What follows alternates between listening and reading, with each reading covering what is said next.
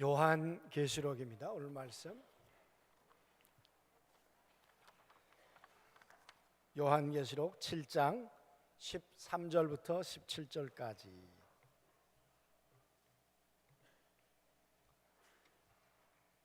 요한계시록 7장 13절부터 17절까지. 다 찾으셨죠? 계시록입니다.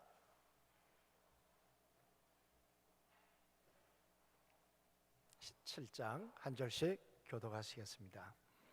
장로 중 하나가 응답하여 나에게 이르되 이 흰 옷 입은 자들이 누구며 또 어디서 왔느냐?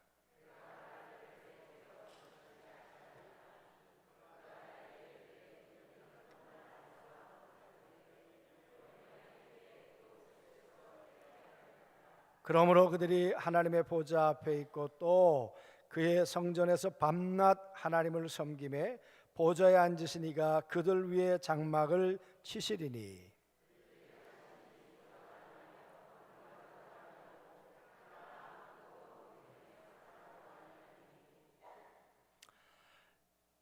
이는 보좌 가운데 계신 어린 양이 그들의 목자가 되사 생명수 샘으로 인도하시고 하나님께서 그들의 눈에서 모든 눈물을 씻어 주실 것입니다. 아멘. 오늘 요한계시록 7장 말씀을 가지고 오늘 목사님께서 이긴 자들에게 주시는 축복 이렇게 말씀 전하실 텐데 목사님 힘내시라고 감사합니다 하는 존경의 뜻을 담아서 크게 박수로 모시겠습니다.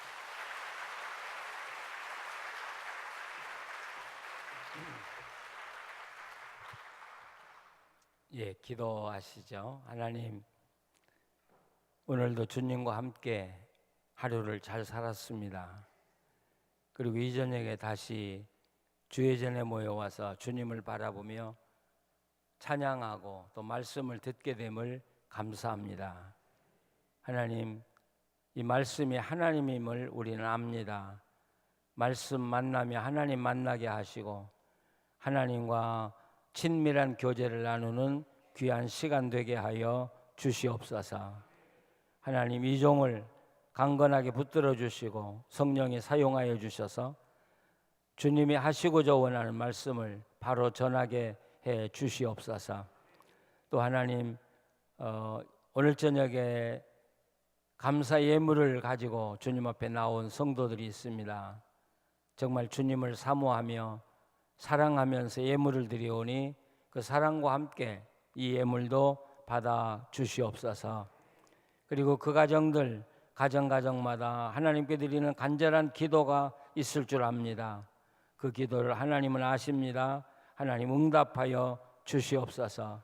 병든 자가 있으면 치료해 주시고 가정에 어려운 문제가 있으면 풀어주시고 또 건강도 주시고 평화도 주시고 또 하는 모든 일에 복을 주셔서 가정이 행복하게 살고 주님을 섬기고도 남게 하여 주시옵소서. 자녀들을 높여주시고 하나님의 귀한 일꾼들로 길러 주시옵소서. 예수님의 이름으로 기도합니다. 아멘. 오늘 오전에 제가 광고를 했습니다. 네. 제 설교를 들으시지만은 아마 요한계시록은 우리가 오해된 게 너무나 많고 그래서 묻고 싶은 게 참 많을 줄 알아요. 그래서 여러분들이 설교를 들으면서도 해결이 안 된 거 있으면 종이에다가 질문을 적어서 우리 목사님들에게 내주시면 그거 다 모아서 마지막 수요일 날 저녁에는 그 질문을 놓고 여러분들과 함께 제가 대화를 하고 싶어요. 그냥 여러분이 이 즉석에서 저한테 물어봐도 되는데 이런 집회, 특별히 요한계시록 집회를 하면 이단들이 꼭 끼어와요. 그래서 방해를 계속 놓기 때문에 그런 방해를 막기 위해서 여러분들이 질문을 먼저 내주시면 좋겠습니다. 그리고 사실 저는 책 장사가 아닙니다. 집회에 다니면서 책 가지고 다녀본 적이 없는데 이 요한계시록은 너무 방대한 책이에요. 이건 8시간, 10시간 해서 다 소화할 수가 없어요. 또 제가 설교하는 내용은 책에 없는 내용이 또 많이 들어있어요. 책이라는 게 그렇더라고요. 책을 딱 쓰고 마치면 생각이 나요. 그래서 제가 쓴 책이 제 마음에 안 들어요.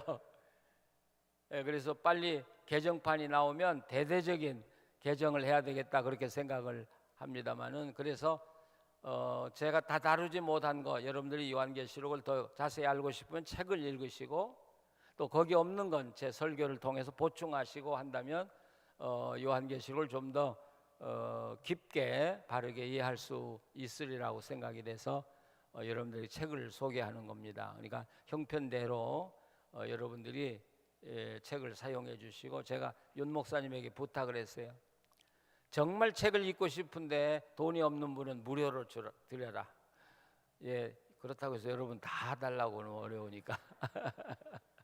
예, 정말 책을 읽고 싶은데 돈이 없으면 윤 목사님이 이야기하세요. 예, 얼마든지 책을 나눠드리도록 그렇게 하겠습니다.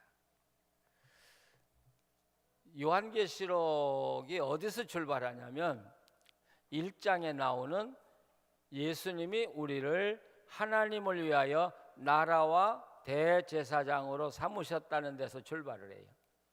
예. 우리가 나라요. 우리가 나라기 때문에 뭐라고요? 왕이라고요. 당신네들은 왕이다.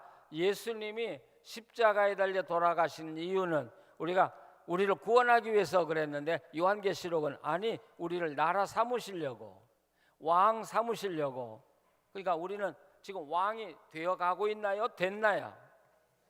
예, 이건 된 거예요. 예수님이 왕을 만들어 주신 거예요. 임명을 한 거예요, 우리에게. 그리고 대제사장으로 우리를 임명해 주신 거예요. 자, 내가 왕이라고 하면 아무렇게나 살아도 되는 게 아니잖아요. 이 왕이라고 하는 것은 하나님이 나를 왕 삼아 주셨다는 이야기는 나를 통해서 뭔가 하실 계획을 다 마련해 놓고 계신다는 이야기예요. 우리 그냥 이 세상에 보낸 거 아니에요. 우리 갈 길이 다 있어요. 근데 또 우리가 이렇게 생각할 수 있어요. 그러면 어떤 분들은 뭐 화려한 직책도 주시고, 예, 직업도 주고, 그런데 나는 뭐 자랑할 만한 게 아무것도 없다, 그럴지 몰라요. 그러나 여러분, 우리가 밖에 나가 보시면 장미꽃도 있어요. 그런가 하면 이름 모를 아주 작은 풀꽃도 있어요. 어느 게 더 귀해요? 아니, 어느 게 더 귀하냐고요? 장미가. 그건 여러분 생각이야. 하나님은 장미나 그 이름 모를 들꽃이나 똑같아요.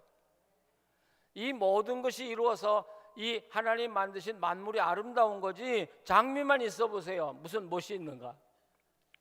우리 사람도 마찬가지예요. 하나님 보실 때는 귀하지 않은 분이 없는 거예요. 믿으십니까? 이게 달란트 비유예요. 1달란트도 귀하고 2달란트 귀하고 5달란트도 귀하고, 하나님은 다 귀한 거예요. 그렇기 때문에 내가 어떤 자리에서 어떻게 살아가든지 간에 하나님이 이 일을 나에게 맡겨주셨다고 한다면 이게 이 세상에 제일 가치 있는 거예요. 내가 하는 일이 제일 가치 있는 일이에요. 영국에 노예가 있었는데 부잣집에 마당을 늘 쓸었다고 그래요. 이분이 회의가 생겼어요.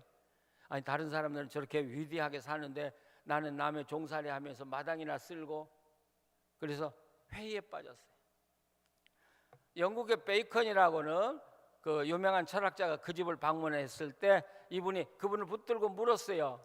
내가 살 만한 가치가 있습니까? 그러니까 뭐 하는데? 그러니까 나는 아침마다 이 집에 이 마당을 씁니다.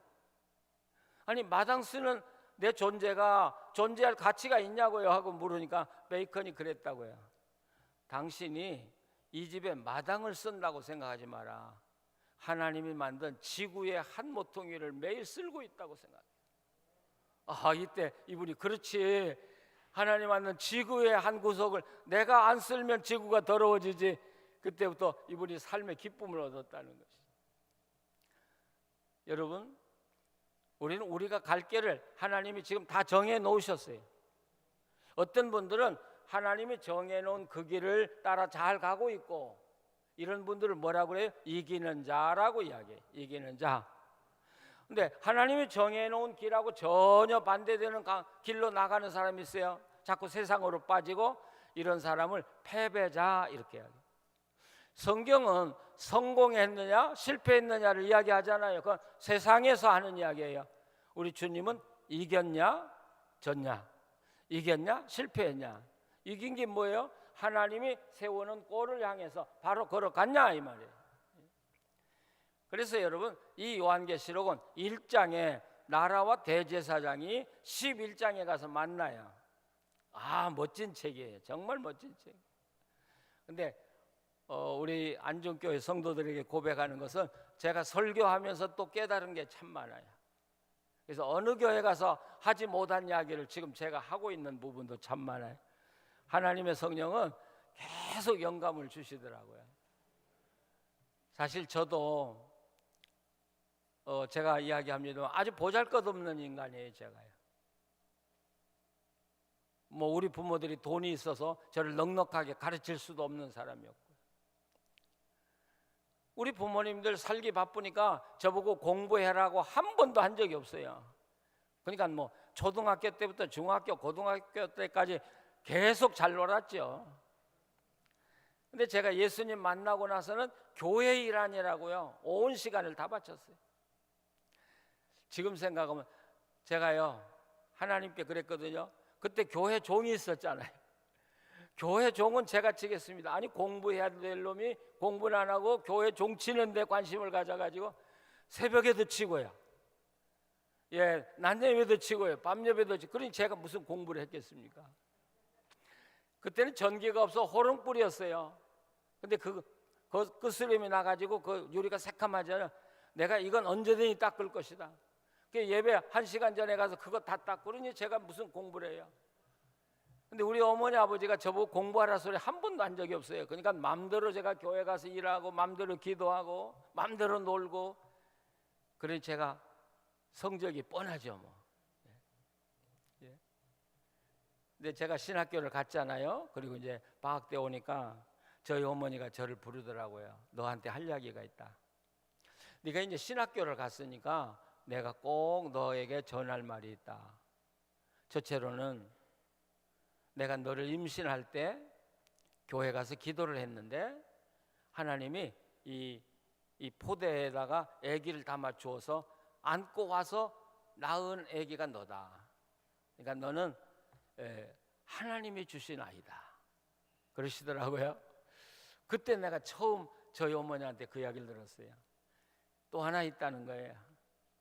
내가 기도하는데 하나님이 굉장히 귀한 항아리, 이 항아리보다는 좀 더 아름답고, 그래서 그 아주 비싼 포도액에 이렇게 싼 그릇을 3개 주시더라는 거예요.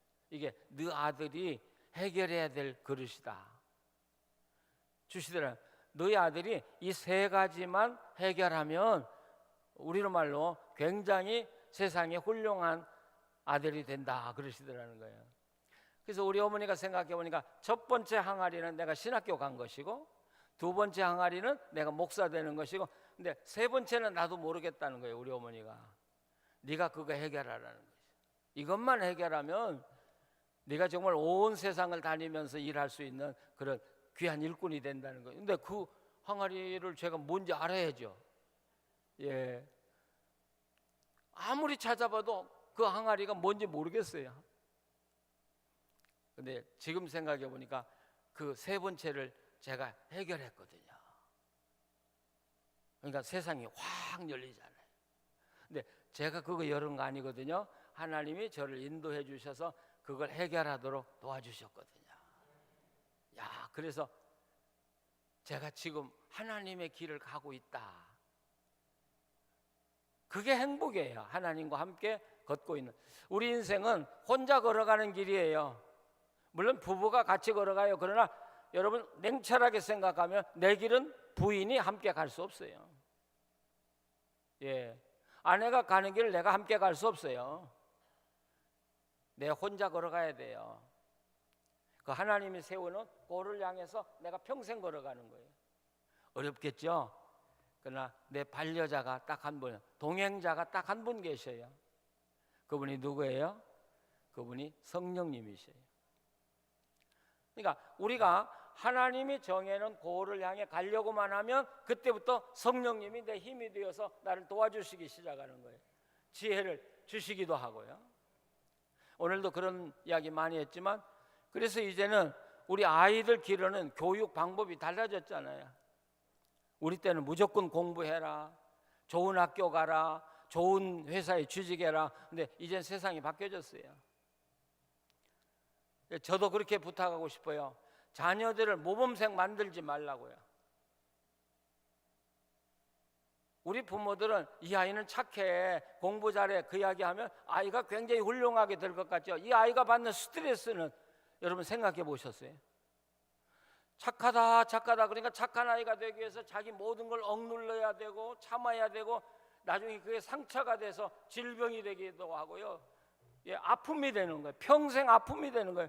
부모들이 그렇게 자녀들에게 아픔을 남겨주면 안 된다고요. 이 아이는 지금 우리 아이 혼자 앉아 있는데 몇 살이야? 예? 10살. 10살.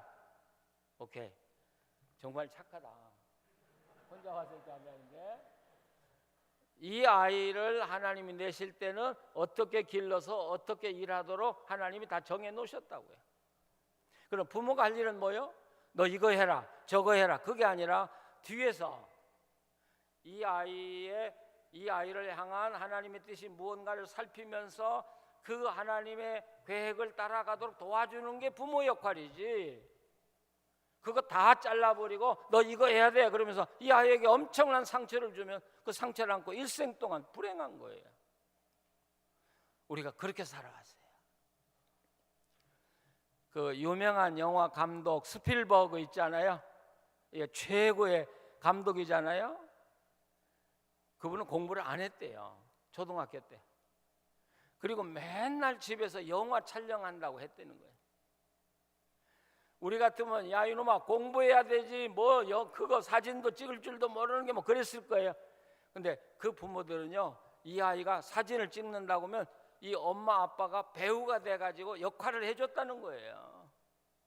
예, 우리가 역할을 하니까 네가 찍어라. 그 집에 오기만 하면 부모를 배우 삼아가지고 계속 사진을 찍은 것이 결국 세계적인 감독이 됐잖아요. 누가 그러더라. 그분이 영화 한 편으로 이제 좀 달라졌지만 오래전에 그분의 영화 한 편이 벌어들이는 돈이 우리나라 현대차가 만들어서 외국에 수출하는 것보다 많다는 거예요. 예. 우리 아이들 속에 그게 다 있어요. 하나님이 넣어주신 거. 자, 그래서 이기는 자가 되냐 실패하는 자가 되냐 이거죠. 그래서 요한계시록은 둘로 갈라져요. 이기는 자냐 실패하는 자냐. 이기는 자는 하나님이 계획 세운 그 길을 걸어가는 사람이고, 실패하는 사람은 세상의 유혹에 끌려서 자꾸 하나님을 빗나가고 살아가는 사람들이에요. 이 빗나간 사람은 망하는 거예요. 희망이 없어요. 세상에서는 성공했다고 할지 몰라요. 그러나 하나님 볼 때는 실패자예요. 네, 이기는 자는 어떻게 보면 세상에 실패하는지 모르겠어요. 그러나 하나님 볼 때는 이 승리자, 이긴 자거든요. 그래서 이긴 자를 뭐라고 하냐면 하늘에 있는 자라 이렇게 이야기해요. 하늘에 있는 자. 그러면 실패자는 어디에 있는 사람이에요? 땅에 있는 사람. 그래서 요한계시록에서는 땅 하면 다 나쁜 의미예요. 이 땅이라는 말이 요한계시록에 64번 64번 나오는데 전부가 나쁜 의미예요. 이 구분이 안 되니까 요한계시록을 우리가 잘못 읽은 거예요. 땅의 사람 그러면 이건 실패자를 이야기해요. 하늘에 있는 자 이건 성공한 사람이에요. 자, 지금 우리는 실패자인가 이기는 자인가? 예. 그런데 우리가 요한계시록을 읽는 방법이 지금까지 여러분들이 요한계시록 강의를 들으면 뭐예요? 인재양, 나팔재앙, 대접재앙 위주로 계시록 설명을 들으셨죠? 그렇죠? 계속 거기에 관심을. 근데 하나님은 하늘에 있는 자에 관심이 있겠습니까? 땅에 있는 자에게 관심이 있겠습니까? 누가? 땅에 있는 자예요? 그렇죠? 하늘에 있는 자에 관심이에요. 그러니까 요한계시록은 뭘로 되냐? 하늘에 있는 자들의 역사를 중심으로 기록한 책이 요한계시록이에요. 그리고 너희가 여기에 속하지 못하고 땅에 있으면 이렇게 망한다고 하는 것이 요한계시록. 그러니까 요한계시록을 재앙으로부터 읽으면 안 돼요.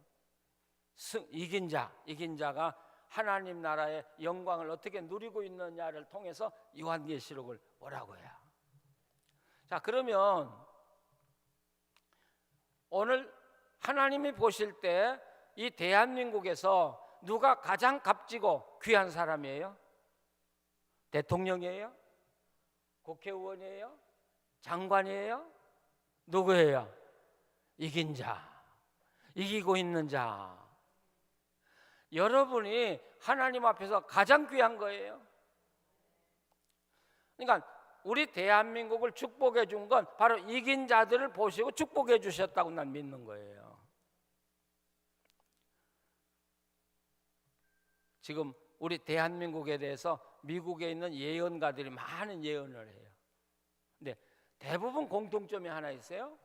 대한민국이 세계의 3위, 4위의 최대 경제 대국이 된다는 거예요. 아니요, 이건 대개 예언의 은사를 가진 사람 10명이면 10명이 그 이야기는 다 해요. 한국이 경제 대국 된다는 거예요. 감사하죠? 자, 그런데 위기를 넘겨야 된다고 이야기를 해요. 위기를 넘겨야 된다. 지금 우리가 위기 맞고 있죠? 그 위기 넘기는 방법이 어떤 거예요? 위기 넘기는 방법은 우리가 뭐 싸워서 넘길 것도 아니고 내가 노력한다고 되는 것도 아니고 하늘에 속한 이 대한민국에 사는 이기는 자들이 자기 자리에서 바로 서서 하나님 섬기고 살아가는 거예요. 그러면 하나님이 우리를 보시고 대한민국의 위기를 해결해 주신다는 사실이에요. 이게 하나님과 함께 사는 비결이에요. 여러분의 앞에 아무리 큰 문제가 있어도 염려하지 마세요. 그거하고 싸움하지 마세요. 그럼 우리가 져요. 그럴 때 내가 하나님 앞에서 나하고 싸움하는 거예요. 하나님, 제가 잘못했습니다. 이제부터는 하나님 사랑하며 살겠습니다. 하나님 뜻 이루며 내가 살겠습니다. 그러면 하나님이 그 문제를 옮겨주시는 거지 내가 옮기는 거 아니잖아요. 그러니까 하나님과 함께 살면 인생이 참 쉬워져요. 재밌고요. 그리고 인생이 놀라워져. 야, 내가 이런 일을 할 수 있었다니. 내가 한 거 아니잖아요. 하나님이 해주셨으니까 나는 감격밖에 없잖아요. 그게 인생이더라고. 그게 이기는 자예요. 자, 우리가 지금 요한계시록 지금 여기를 보고 있는 거예요. 지금 이기는 자와 실패한 자. 오늘 새벽에 5장을 하다 말았어요. 자, 5장에 보면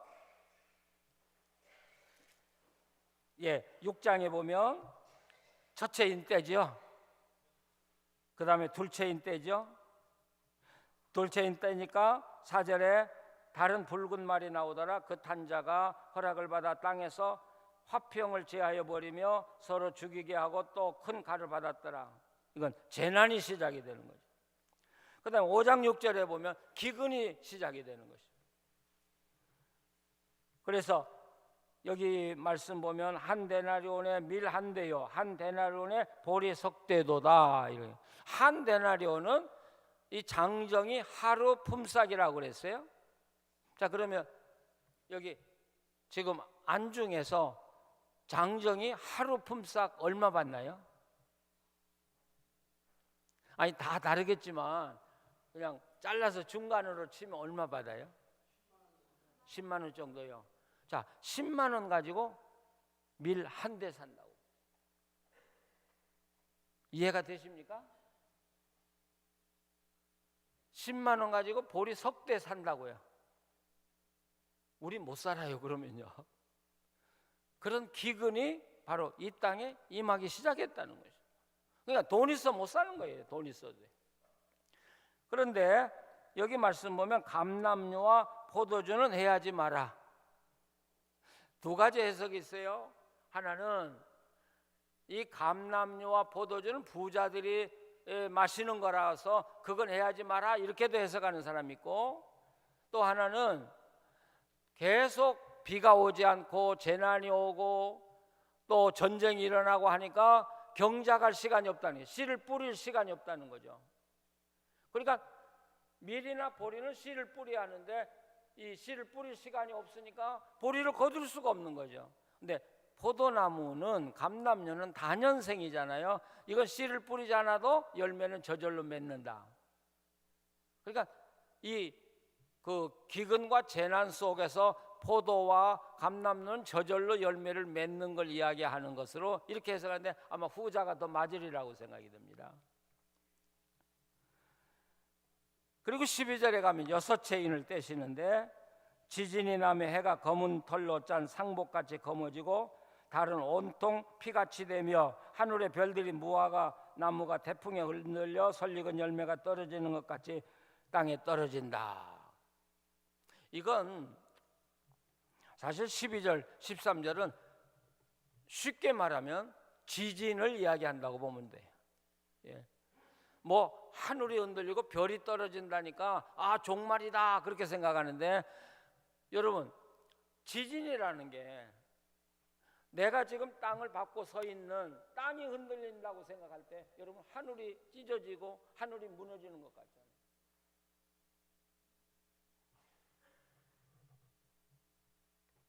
많은 분들이 이 6장을 해석하면서 이것은 예수님이 말씀한 마지막 때 일어날 일이다 이렇게 이야기해요. 자, 여러분이 그렇게 생각하고 계십니까? 마지막에 일어날 일이라고 생각하고 계십니까? 제가 함정을 놓고 질문하는 것 같으니까 여러분들이 대답을 안 하시네. 맞아요. 이건 예수님이 말한 마지막 때를 이야기하는 게 아니에요. 그 증거가 뭐냐? 땅이라는 단어에 땅이라는 단어. 제가 첫 시간에 뭐라고 거기다 뭘 붙여야 된다고요? 정관사를 붙여야 된다고 그랬어요. 정관사. 그러면 그 6장 8절 보세요. 내가 보면 청황색 말이 나오는데 그 단자의 이름은 사망이니 음부가 그 뒤를 따르다. 그들이 땅 4분의 1의 권세를 얻어 이렇게 번역이 됐죠 우리나라에. 근데 이 땅 앞에 다 관사를 다 붙여야 돼요. 그 땅. 그러니까 땅 그러면 우리가 살고 있는 우주 전체, 이 지구 전체가 뭐 해당이 됩니다만은 그 땅 그러면 우리가 살고 있는 이 지구 전체가 아니잖아요. 어느 시대에 그 땅을 이야기하잖아요. 예. 그러니까 이 관사 하나를 빼니까 이게 종말론의 이야기가 되고 관사를 붙이니까 그 시대의 이야기가 되고요. 이게 지금까지 요한계시록을 잘못 해석해 온 그런 원인이 되는 것이죠. 이 요한계시록은 마지막 때를 이야기하는 게 아니에요. 어느 시대가 종말을 맞이하는 이야기예요. 근데 재미있는 것은 이 어느 시대가 종말을 맞이하는데 이것이 그 종말을 맞이하는 모습이 마지막 주님이 오셨을 때 세상이 끝나는 모습과 똑같다라는 것이죠. 그리고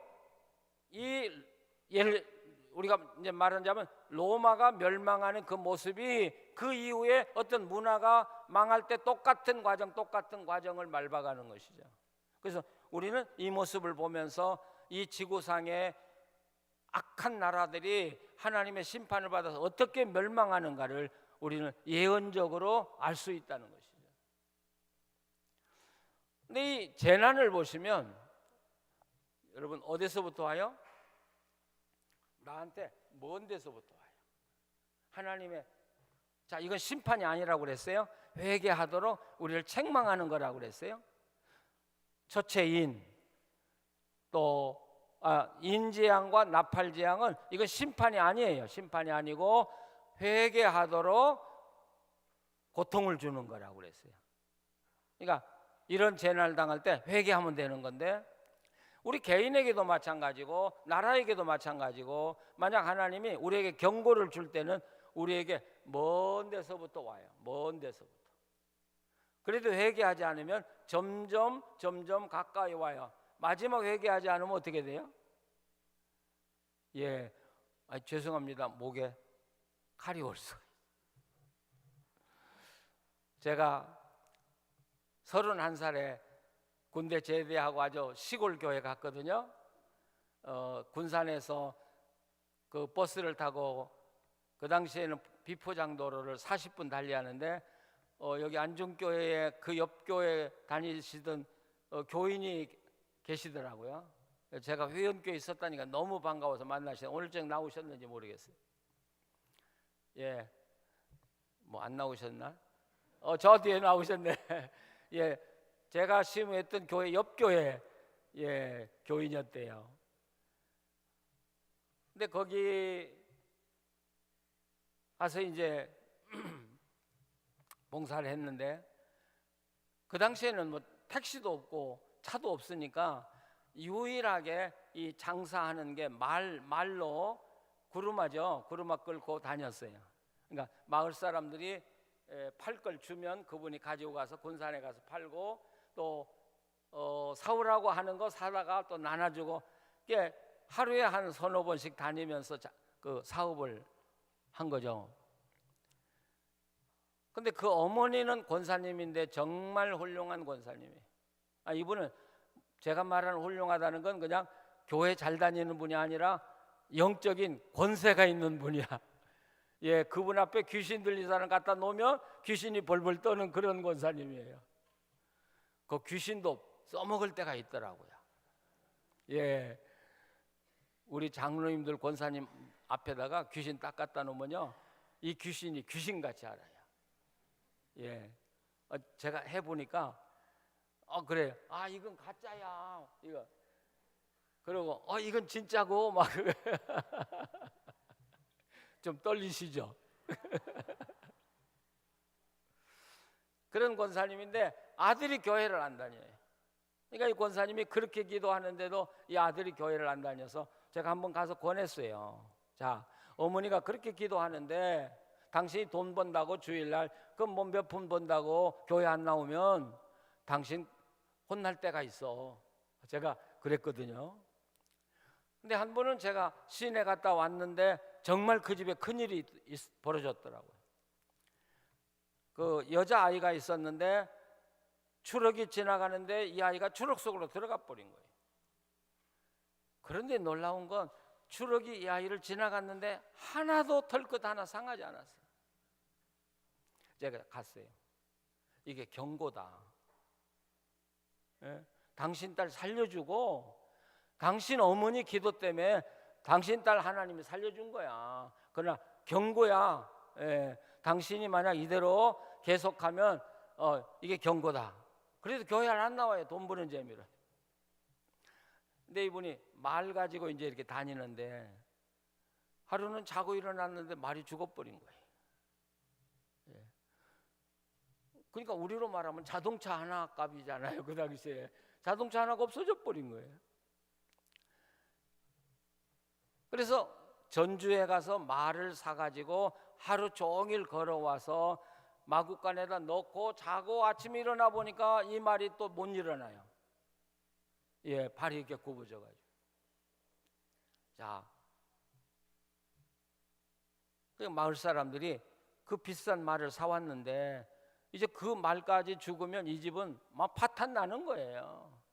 그러니까 죽기 전에 이 말을 잡아서 고기라도 팔아라. 근데 제가 갔어요. 절대로 잡지 마라. 그리고 제가 그분에 그랬어요. 이게 하나님이 당신에게 주는 마지막 경고일 수 있어. 그러니까 당신 잘 생각하고 정말 하나님 섬기기로 작정하고 교회 다니기로 작정하고 예, 그랬더니 하겠대요. 그래서 제가 말한테 신방을 갔잖아요. 제가 평생 말 신방 처음 해봤어요. 말 붙들고 안수기도 했다고요. 제가요. 말 붙들고요. 그리고 하루 자고 났는데 말이 새벽에 가보니까 말이 턱 서 있는 거예요. 예. 그런데요, 보통 말이 쌀 16가마니를 싣고 달린다는데 이 말은요 19가마니 싣고도 날아다녀요. 야, 하나님은 그 집을 경고하시고 그 아들이 돌아오니까 그 말을 통해서 축복해 주시잖아요. 제가 처음에도 이야기했어요. 우리가 요한계시록을 읽으면서 그냥 사건을 읽지 마시고 이걸 내 삶에 비춰서 우리가 읽어야 된다는 거예요. 이 요한계시록을 통해서 보면 내 주변에 일어나는 것이 정말 어떤 의미를 지닌가를 우리가 알 수 있는 거예요. 그래서 내 인생을 읽어갈 수 있는 거예요. 우리 인생은요, 지금 제가 살아가고 있는데 이렇게 살펴보면 하나님이 나를 사랑하고 계신지 나에 대해서 분노하고 계신지를 우리가 분명히 알 수 있어요. 그래서 우리는 내 삶을 자세히 살펴봐야 돼요. 하나님이 나한테 서운하신 것인가? 예? 하나님이 나하고 멀리 계신 것인가? 하나님이 나를 사랑하고 계신 것인가? 여러분 자세히 살펴보세요. 느낄 수 있어요. 느낄 것 같습니까? 느껴야 돼요. 그래서 하나님이 나를 사랑한다고 그러면 자신만만하지 않아요. 그렇죠? 예, 자신만만해. 왜? 하나님이 나를 사랑하는데 내가 뭘 두려워하려? 바울이 그러잖아요. 예. 사망이나 환난이나 기근이나 칼이나 누가 우리를 그리스도의 사랑에서 끊을 수 있겠냐? 예, 그리스도의 사랑으로 말미암아 우리는 넉넉히 이기느니라. 여러분 하나님의 사랑받는 성도들 되시기 바랍니다. 그리고 하나님의 사랑 붙들고 담대하게 살아가시기 바랍니다. 어떤 어려움을 당하고 있어도 괜찮아요. 하나님의 때가 되면 그건 다 이루어질 수 있어요. 믿으십니까? 그게 우리 하나님이시거든요. 그러니까 바로 이 재앙을 보면서 우리나라도 보는 것이죠. 저는 미국을 봐요. 제가 전 시간에도 이야기했지만 미국은 지금 점점 하나님의 채찍이 점점 가중되고 있어요. 9/11 그 월트레이드 센터 무너진 후부터요. 왜 그렇게 재난이 많이 일어나냐? 왜 어떻게 해서 그렇게 허리케인 같은 것이 이제는 그렇게 사납지 않았어요. 근데 도시 하나를 삼켜버리잖아요. 지금은요. 그 도시가 이 허리케인 하나로 손해본 돈이 우리 한국 전체 예산의 몇 배가 되는 거예요. 그런데도 아직 미국 사람들이 아직도 하나님 두려운 줄 모르는 거예요. 아직도 몰라요. 저는 두려운 게 있어요. 점점. 그러니까 이 재앙도 멀리서 일어나요. 사람의 몸에 해하지 않아요. 근데 점점 인간의 몸에 해하게 돼요. 나중에 생명의 위험까지 당하는 것이죠. 어떻게 보면 미국이 재난을 많이 당하고 있지만 저는 기쁘다고 생각해요. 왜? 하나님이 아직은 미국을 사랑하시기 때문에. 그러니까 재난을 주는 거예요. 회개하도록 주는 거예요. 그래도 미국에는 이기는 자들이 있어요. 지금도요. 예, 있어요. 동성애를 반대하면 동성애자들이 그 상점에 와서 사업을 못하게 해요. 꽃집에 와가지고 내가 동성애자인데 오늘 결혼식 하려니까 꽃다발을 주라. 그러면 크리스찬들이 나는 동성애자들이 못 판다. 그러면 그 가게는 문 닫아야 돼요. 얼마나 핍박이 많은지. 그런데도 재산의 손해가 엄청나게 나는데도 나는 동성애 반대한다. 야, 그런 미국인들이 아직도 많이 있다는 거예요. 그래서 하나님이 그래도 그 나라를 지금도 사랑하시는 거예요. 우리 대한민국도 마찬가지예요. 그러니까 이 어려움이 올 때 우리는 하나님의 의도를 읽을 줄 알아야 돼. 아, 우리가 지금은 깨어 있어야 된다. 우리가 기도해야 될 때다. 우리가 바로 회개해야 될 때다 하는 걸 바로 깨닫고 살아가는 사람들이 복된 사람이에요. 축복된 사람이고 그들 때문에 하나님이 우리나라를 사랑하시는 것이고요. 자, 그러면 지상에는 그런 고통 당하는데 우리 크리스찬들은 어떻게 되느냐? 물론 어떤 사람들은 이렇게 말해요. 그 4장에 요한이 성령으로 하늘나라 가서 하늘나라 보좌 본 것이 그것이 공중제립니다. 그리고 지상에는 재난이 오는 거다, 이런 식으로 해석하는데, 아니, 그런 근거는 하나도 없어요. 하나도 없고, 단지 요한계시록에서는 아까도 말한 이긴 자들은 증인이고, 증인은 하늘 위에 사는 자들이고, 이들은 하나님이 딱 정해 놓으셨어요. 예, 딱 정해 놓으셨어요.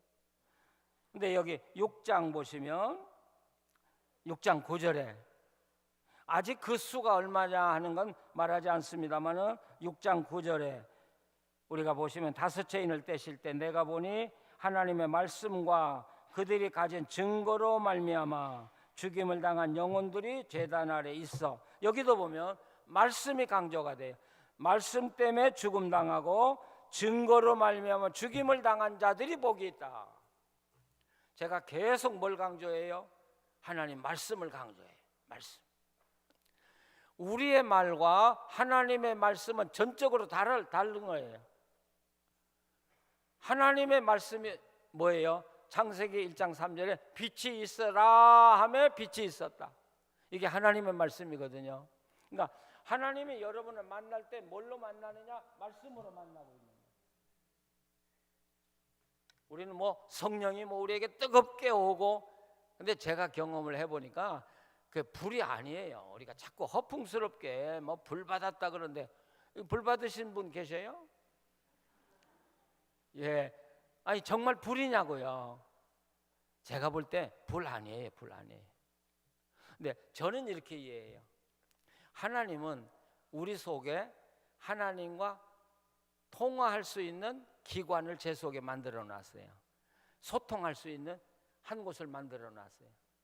근데 어떤 때는 이건 좀 과장해서 하나님이 손가락으로 제 영혼을 꾹 누르면 막 온몸에 찌릿하고 열이 막 나고 그래요. 예, 근데 그 불 받은 거 아니거든요. 불 받은 거 아니고 성령님이 나를 만지시니까 그 하나님의 그 열기가 내 몸에 온통 가득 차는 거죠. 예, 가득 차는 거죠. 어떤 때는요, 이렇게 꾹 찌르면요, 막 눈물이 쫙 쏟아지고요, 막 감격하고요. 또 어떤 때는 이 성령님이 이 가슴을 이렇게 쭉 찌르면요, 제 몸에 성령의 힘이 이렇게 들어와가지고 마치 내가 로버트 태권보이처럼요, 막 손이 이 쇠뭉치처럼 무거워져요. 아니 진짜예요. 믿거나 말거나가 아니고. 그럴 때는 이 손만 얹으면 뭐든지 나올 것 같은, 예, 그런 기분이 들 때. 근데 불 받았다고 하는데 아니요, 불은 아니에요. 성령이 내 안에 오셔서 내가 느끼는 그 감동이죠. 감동. 예. 자, 그런데 하나님은 우리가 하나님을 어떻게 직접 만나기를 원하시는데, 아니요, 하나님은 절대적으로 말씀으로 만난다는 거예요. 지금 우리 윤 목사님 설교하실 때나 제가 지금 설교하는데 말씀이 여러분 가슴에 오고 여러분이 그 말씀을 통해서 감격을 느끼고 있다면 바로 여러분이 하나님을 만나고 있는 거예요. 믿습니까? 예. 하나님의 말씀은요, 능력이라니까요. 그냥 보통 이야기가, 저는 이야기를 해도 안 이루어질 수 있어요. 근데 하나님의 말씀은 한번 임하면 곧 능력이에요. 예. 그래서 내가 아팠는데 하나님이 너 낫는다 그러면 낫는 거예요. 이게 하나님의, 제가 그렇게 치료받고 지금까지 살아온 사람이니까요. 우리가 정말 어려운 문제를 가지고 기도할 때 하나님이 괜찮다, 그건 내가 이루어준다 그러면 이루어진 거예요. 이게 하나님의 능력이에요. 믿으십니까? 그게 하나님과 함께 사는 거예요. 그러니까 이 말씀을 소중하게 여기는 사람들을 이긴 자라고 그러고 하나님이 존중하고 사랑하는 거예요. 여기도 뭐라고 그래요? 말씀 때문에 죽은 자들을, 이렇게 여호와를 증거하고 살다가 죽은 자들이 하나님의 제단 아래 있다. 자, 우리가 성막을 보면 지성소와 가장 가까운 데가 어디냐면 성막 안에 있는 제단이에요. 그러니까 말씀 지켜 살려다가 죽은 자. 또 우리 하나님 예수 그리스도를 증거하다 죽은 자들이 어디 있다고요? 제단 앞에, 이 말은 하나님의 가장 가까운 데 있다는 거예요. 가장 가까운 데. 그래서 순교자들이 행복하다는 거예요. 이 땅에서는 비참하게 죽었을지 모르겠어요. 정말 우리 한국의 교회를 살린 사람들이 누구예요? 주기철 목사님, 손양원 목사님, 길선주 목사님, 생명을 걸고 신앙 지킨 분, 그분 때문에 우리 교회가 복을 받은 거고, 우리 교회 때문에 대한민국이 복을 받은 거예요. 그분들은 어떻게 보면 정말 고생하고 생명을 잃었어요. 그러나 얼마나 고귀해요. 예, 얼마나 고귀해요. 하나님이 그들을 가장 사랑하실 테니까. 그 제단 아래에 있어서 큰 소리로 불러서 거룩하고 참되신 대주제여, 땅에 거하는 자들을 심판하여. 여기 땅이란 말이 좋게 나왔어요, 나쁘게 나왔어요? 자, 좋게 나왔어요, 나쁘게 나왔어요? 나쁘게 나왔어요. 땅에 거하는 자들을 심판하실 때가 언제입니까? 그러니까 이 땅은 나쁜 땅이에요. 그러니까 이 땅은 그냥 우리가 사는 땅이 아니고 어떤 땅이라고요? 그 땅이라고요. 아시겠어요? 이 한마디가 들어가고 안 들어가고가 성경의 해석이 완전히 달라지잖아요. 그 땅에 사는 자들을 심판하실 때가 언제입니까? 그러니까 11절에 보면 각각 그들에게 흰 두루마기를 주셨어요. 그러니까 기도하니까 주었다는 말이 아니고 이미 흰 두루마리를 입고 있다, 그 말이에요. 근데 이 흰 두루마리가요, 우리를 의롭다고 한 것이라고 우리가 생각하는데, 사실은 이 흰 두루마리가 뭐냐면 하나님이 나를 나라로 삼아주셨다는 표예요. 이 흰 두루마리가 뭐냐? 나를 대제사장으로 삼으셨다는 증거예요. 자, 그러면 그 옷 입으면 어떻게 된다고요? 자, 흰 두루마기 입으면 어떻게 돼요? 자, 어떻게 돼요? 하나님 앞에 얼마든지 마음대로 나갈 수 있도록 자격이 부여된 게 흰 두루마리라고요. 지금 우리는 지금 흰 두루마리를 다 지금 입고 있어야 돼. 지금 여기 교회 나오신 분 중에 교회는 나오는데 아직 나는 없다 그러면 여러분 큰일 나요. 한번 반성해 봐야 돼요. 반성. 흰 두루마기를 입었을 때 우리가 뭘 느껴요? 하나님이 나를 사랑한다는 걸 느끼는 거예요. 아, 내가 하나님의 사람이라는 걸 확신하고 살아가는 거예요. 그리고 마음대로 주님과 함께 살아가는 거예요. 제가 40년 운전했는데요, 지난번 비 올 때 CGN 녹화하러 가다가 사고 한 번 낸 게 처음 한 번 나왔어요. 40년 동안 내가 사고 낸 적도 없고 사고 받은 적도 없고. 근데 한 번은 달라스에서 이제 서울에서 손님들이 와가지고 호텔에서 만나기로 했는데 제가 늦어가지고요, 그러니까 우리나라 속도로 한 140km를 달려갔어요. 달려가면서 호텔이 이 근방에 있는데, 그런데 그러고 보니까 바로 앞에 차가 멈춰져 있는 거예요. 그냥 그대로 갖다 박는 거예요, 제가요. 근데 딱 보니까 옆에 길이 굉장히 높게 나 있는 거예요. 그래서 그 넓은 데로 자동차가 쑥 들어갔죠. 그리고 세웠어요. 그리고 보니까 그 길이 아주 좁은 길이에요. 근데 그게 대로처럼 저한테 보인 거예요. 그리고 다 가서 서 보니까 자동차 한 서너 대 앞에 가서, 그러니까 제가 그걸 받았으면 아마 10중 충돌도 더 넘을 거예요. 근데 누가 뭐예요? 야, 감격스럽더라고요. 그 좁은 길로 들어갈 수 있도록 넓은 대로처럼 보여졌다는 것 자체가 이거 기적이잖아요. 여러분들 일이 아니니까 지금 태연하게 지금 들으시는데, 전 지금도 그때 감격. 아, 그런 일을 당할 때마다 야, 하나님이 나를 이렇게 사랑해. 왜 나를 이렇게 사랑해? 여러분, 그 사랑한 이유는 흰 두루마리를 입었기 때문에. 그게 의의 옷이라고도 해요. 아시겠어요? 의의 옷. 그거 입은 사람만 하나님 나라 들어가는 거예요. 아무나 들어가는 게 아니에요. 예, 그거 입은 사람만. 자, 로마서 5장 1절을 보세요. 로마서 5장 1절. 1절, 2절 한번 같이 읽어보시죠. 그러므로 찾으셨어요? 5장, 로마서 5장 1절, 2절. 저는 저희 교회에서 성경 몇 페이지를 절대로 이야기를 안 해요. 예, 그것쯤은 우리 교인들이 해야 된다. 제가 신방을 하는데 우리 어느 집사님이 어디 펴라고 하니까 못 피더라고요. 뒤적뒤적 하다가 아무데나 펴놓고 있는 거야. 예, 집사가 교회는 오래 다녔는데 아니 그런 정도면 안 되지. 자, 찾으셨어요? 다 같이 읽으셔요. 그러므로 우리가 믿음으로 의롭다 하심을 받았으니 우리 주 예수 그리스도로 말미암아 하나님과 화평을 누리자. 또한 그로 말미암아 우리가 믿음으로 서 있는 이 은혜에 들어감을 얻었으며 하나님의 영광을 바라고 즐거워하느니라. 아멘. 여기 자세히 보세요. 믿음으로 뭐를 얻었다고요? 의롭다함을 얻었다. 요한계시록에서 이 의롭다함을 얻었다는 게 뭐라고요? 흰 두루마리라고요. 이게 흰 두루마리. 자, 내가 믿었어요. 믿으면 주님이 나를 의롭다고 해. 흰 두루마기를 입혀주셔요. 흰 두루마기 입혀.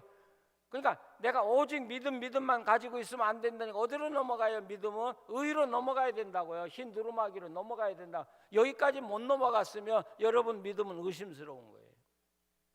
자, 그러면 하나님이 나에게 흰 두루마기를 입혀주셨으면, 자, 여기 성경에 의롭다 하심을 받았은즉 뭐라고 돼 있어요?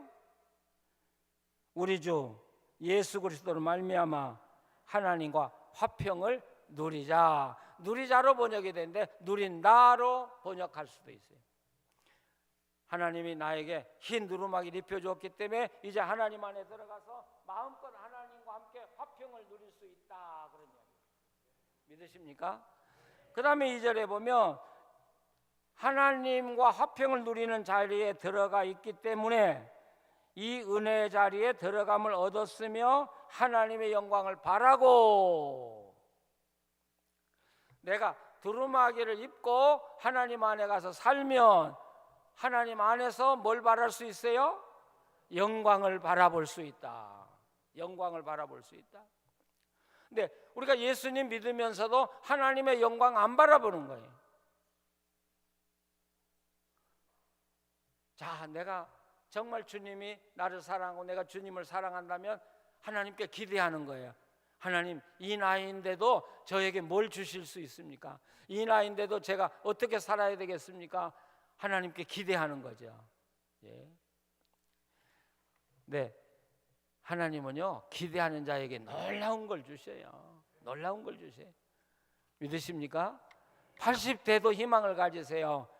하나님, 이 은혜의 자리에 들어왔는데 하나님 저에게 무슨 영광을 주시겠습니까? 90대도 저는 영광이 있다고 생각해요. 90대도. 그래서 우리는 하나님 앞에서 어떻게 산다고요? 2장 마지막 제 얼굴 보지 마시고 성경을 보시면 뭐라고 돼 있어요? 즐거워한다. 야, 이건 뭐 정말 하나님과 함께 사는 게 얼마나 기쁜 일이고 즐거운 일이에요. 90일에도 영광을 바라볼 수 있으니까, 꿈을 꿀 수 있으니까. 그래서 하나님 앞에서 가장 잘 살아가는 모습은 하나님을 즐거워하는 것이다. 예. 하나님을 즐거워하니까 교회 나와서 예배가 즐거운 거고, 하나님이 즐거우니까 기도가 즐거운 거고, 봉사가 즐거운 거고, 이웃을 사랑하는 게 즐거운 거고, 전도하는 게 즐거운 것이고요. 예. 근데 이 은혜가 떨어지면 영광이 사라지고 하나님에 대한 기대도 안 하게 되고 즐거움이 사라지고. 그러니까 은혜 있는 교회와 은혜 없는 교회의 차이 뭐냐? 은혜 있는 교회는 즐거움이 가득 차요. 예, 성전에 들어가면서 막 감격이 있는 거죠. 근데 은혜가 떨어지면 쭉 뭐 기대할 것도 하나도 없어요. 기도 40-50년 해왔는데 뭐. 예. 근데 여러분의 기쁨이 있습니까? 예. 그래서 저는 우리가 감격을 좀 되살려야 된다고 생각해. 하나님 앞에서 감격. 근데 감격이라는 게 감격할수록 감격이 나와요. 가만히 있으면 감격이 안 나와요. 그래서 한번 감동을 해봤으면 좋겠어. 손을 이렇게 쥐고 하나님 감사합니다 한번 해보세요. 네, 하나도 감사 안 해. 막 이렇게 떨면서 좀 해야지. 손자가 귀여워도 막 벌벌 떠는데 막 하나님 앞. 자, 한번 다시 하나님 감사합니다. 하나님 감사합니다. 하나님께 영광 돌립니다. 감사합니다. 예, 집에서도 이것도 엔돌핀 1000배나 나온대요. 예, 건강의 비결, 건강의 비결. 즐거워한다. 자, 넘어가요. 그런데 그러면 이렇게 이 지상에서 구원받은 사람의 숫자가 몇 명이나 되냐? 7장으로 넘어가 보면 유대 지파 12지파에서 구원받은 사람의 수가 14만 4천이라고 되어 있어요. 그렇죠? 한 지파에 12,000명씩 12 곱하면 14만 4천이에요. 자, 그러면 큰일 났네요. 구원받은 사람 총수가 14만 4천인데 이스라엘에서 구원받은 사람만 14만 4천이면 신약시대 구원받은 사람은 어디로 가는 거예요? 근데 그 다음에 보면 자, 9절 말씀, 7장 9절 말씀으로 넘어가요. 한번 같이 9절만 한번 읽어보세요. 이 일 후에 내가 보니 각 나라와 족속과 백성과 방언에서 아무도 능히 셀 수 없는 큰 무리가 나와 흰 옷을 입고 손에 종려가지를 들고 보좌 앞과 어린 양 앞에 서서 이렇게 돼 있어요. 근데 오늘 이 말씀 자세히 보시면 각 나라와 족속과 백성과 방언으로부터 구원받은 사람 이렇게 돼 있어요. 그러면 여기 나라와 족속과 백성과 방언이라고 돼 있는데 여기다 뭐를 붙여야 돼요? 그이라고는 정관사를 붙여야 돼요. 그라고는. 그러니까 이게 보편적인 땅을 이야기하는 게 아니라 그 나라와 그 족속과 그 백성과 그 방언에서 그 나라가 다 망하게 돼 있는데 바로 그 망하게 된 그 나라에서 선택을 받고 나온 성도들 이런 뜻이죠. 그 성도들이 수를 헤아릴 수 없더라. 그럼 몇 명이 되는 거예요? 그래서 이런 계산이 나와요. 이걸 수학으로 풀면 구약에서 구원받은 사람 14만 4천이에요. 신약에서 구원받은 사람 14만 4천이에요. 그럼 합하면 몇이에요? 24만 8천, 그렇죠? 근데 요한계시록 14장에 가보면 14만 4천이 어린 양과 함께 시온산에 섰다고 그랬는데 그럼 틀렸잖아요. 24만 8천 명이야지. 그래서 요한계시록은 이렇게 계산하면 돼요. 14만 4천 더하기 14만 4천은 14만 4천이다. 이거 무슨 수학이 그래요? 그러니까 이 말은 무슨 뜻이냐면 14만 4천은 실제 수가 아니고 이단들이 예수님이 재림하니까 14만 4천 모여라 그래가지고 사기치는데 14만 4천은 실수가 아니고 상징적인 수라는 수를 알 수 있어요. 하나님이 구원한 모든 사람의 수는 14만 4천.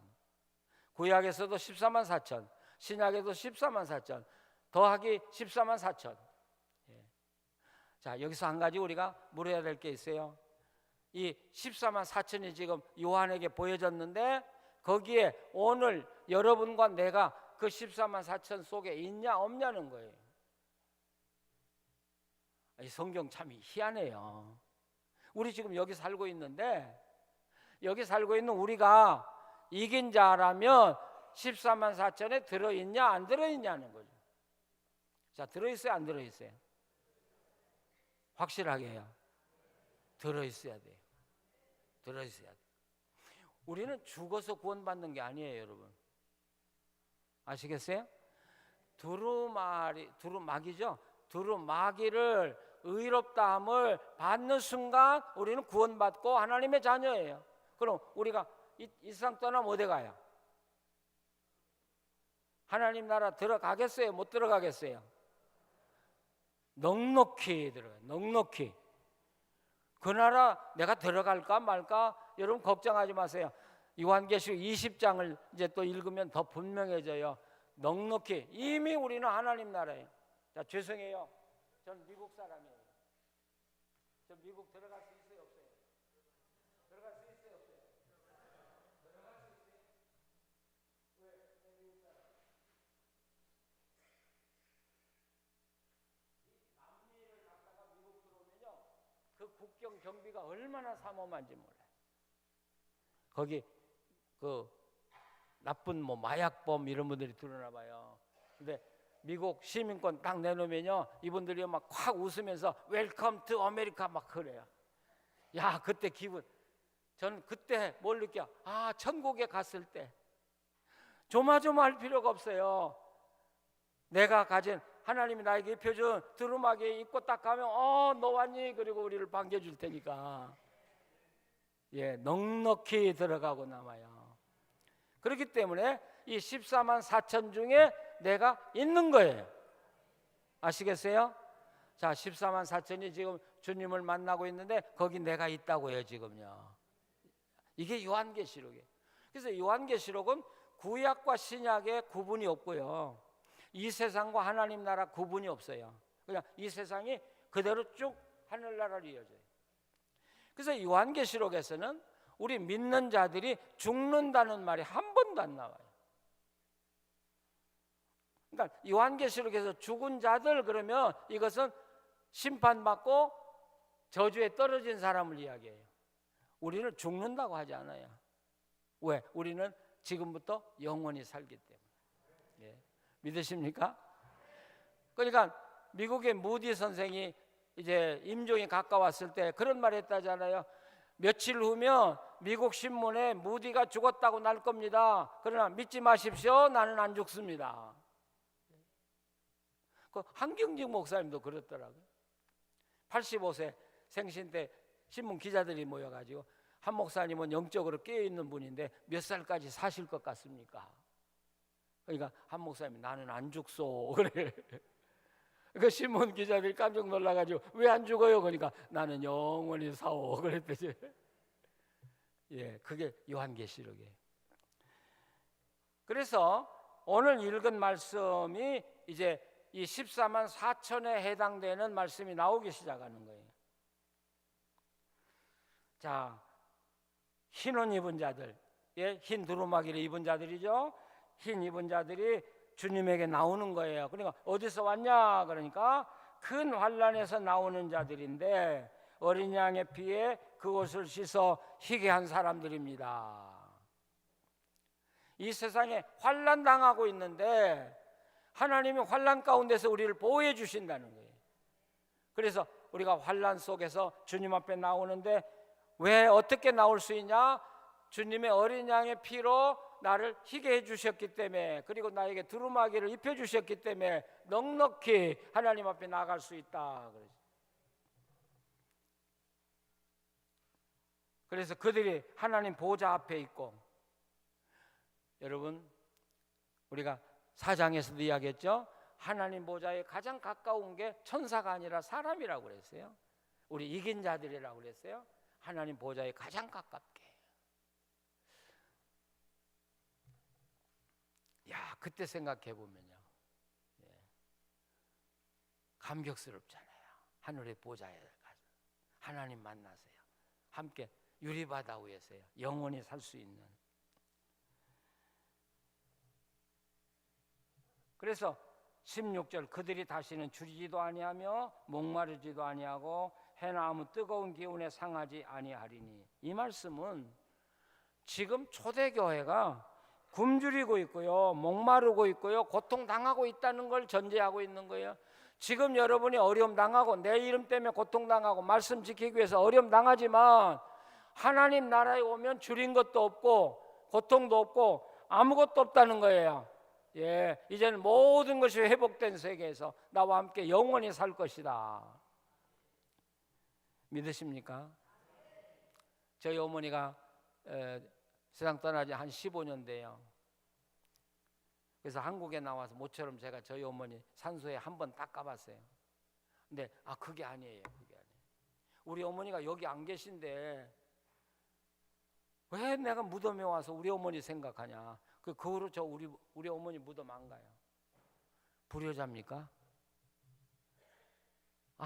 지금도 저는 어머니가 하늘나라에서 저와 함께 살고 있다고 느껴지는데 무덤에 가서 보니까 답답해서요. 아니 이게 아니야. 언젠가 제가 그 무덤 다 파버리려고 그래. 나는 하늘나라에 계신 우리 어머니 생각하니까. 다윗이 그렇게 기도했잖아요. 자기가 정말 어려울 때 하나님 주의 종의 아들을 기억해 주옵소서. 그러니까 다윗의 어머니는 굉장한 신앙인이었던 것 같아요. 그러니까 자기가 기도해도 안 되니까 주님이 사랑한 그 여인의 아들입니다 내가. 그러니까 그 어머니를 기억해서 내 기도 들어주십시오. 근데 저도 그런 기도할 때가 혹 있어요. 제 기도 가지고 이 기도가 바른 기도인지는 모르겠어요. 근데 하나님 우리 어머니 사랑한다고 믿기 때문에 하나님 우리 어머니 아시잖아요. 어머니를 보시고 저를 좀 기도 응답 좀 해주세요. 예.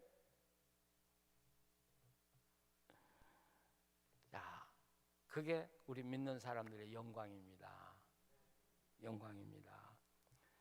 그래서 이제는 정말 생명수 세매. 근데 그 요한계시록 21장에 보면 하늘나라에는 각종 치료의 열매들이 다 있더라고요. 그러면 그게 무슨 말이에요? 아파도 치료약이 다 있으니까 괜찮지요. 그렇죠? 그러니까 아프지 않는다는 이야기고 죽지 않는다는 이야기고요. 눈에서 눈물을 씻겨주실 것이다. 우리가 믿음 생활 하다 보면 정말 울 때 많습니다. 눈물 날 때 참 많습니다. 아프고 고통스러울 때도 참 많습니다. 그런데 우리가 하나님 나라 갔을 때 내가 이 지상에서 운 만큼 하나님이 눈물 씻겨주시고 우리를 안아주시고 우리의 장막을 치시고 우리와 함께 사신다고 생각해요. 그렇다면 이 땅에 오는 게 하나도 억울하지 않잖아요. 하나도 억울하지 않잖아요. 도리어 감사하잖아요. 그래서 요한계시록은 죽도록 충성하라, 충성하다 죽어라 그랬다는 거 했죠? 아니요. 정말 주님을 바로 섬기기 위해서 울으십시오. 눈물 흘리십시오. 아파하십시오. 괴로워하십시오. 다른 걸로 괴로워. 내가 뭘 없어서 괴로워하는 게 아니라 잘 살아보려고 몸부림치면서 괴로워하는 거예요. 아파하는 거고요. 근데 그 눈물과 아픔과 탄식 속에 사실은 행복이 들어있잖아요. 주님이 나를 사랑하시고 내 기도 응답해 주신다는 그런 확신이 있잖아요. 우는 자가 복되어 애통하는 자가 복이 있나니 저희가 위로를 받을 것이요. 자, 이제 우리가 요한계시록 마지막 나팔재앙과 그 다음에 이제 이 요한계시록의 핵심적인 내용이 9장, 10장, 11장에 있어요. 이 내용은 굉장히 중요한 내용이에요. 네, 내일 아침 하겠습니다. 자, 기도하시겠습니다.